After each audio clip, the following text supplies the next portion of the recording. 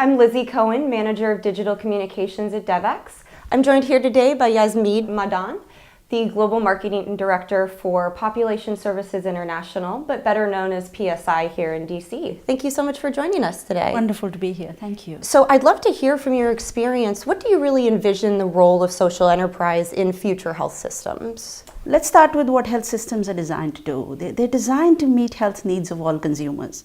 And there's been significant progress in doing this in the last few years, actually in the last few decades.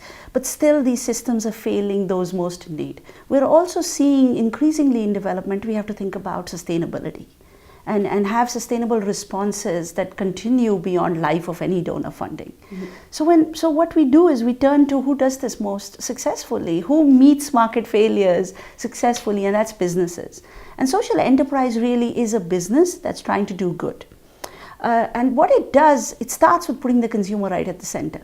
Right? And that's what businesses do. Any successful business has a consumer right at the center as its main audience, and it generates value for the consumer as well as the market. So social enterprises, by addressing failures, by putting consumers at the center, by generating value, are strengthening health systems, or put simply, making markets work better. And at PSI, our experience has been the same. You know, in East Africa, we have a network of private providers, and we've invested in them to improve quality as well as the range of health services they provide. But instead of just seeing them as service delivery agents, we are now thinking about them as small and medium businesses that they are. So we've pivoted to redefining our value proposition to these and seeing on how we can help them do better business, and that's helping evolve our social enterprise model for that. Just to jump back a step, actually, you had mentioned a few obstacles that you really see as, I would say, that still remain to implementing these effective interventions by social enterprises, especially within the health sector. Do you have any additional comments about what can be done to overcome them? Sure, and again, let's pull back to thinking about businesses, right? So it's hard enough running a business. You have to have the right market opportunity. That's the right set of consumers and your unique proposition in the market. You have to make marketing investments to generate demand, to look at supply chain and service delivery for supply. And you've got business and financial management, as well as seeking, operational efficiencies at every corner.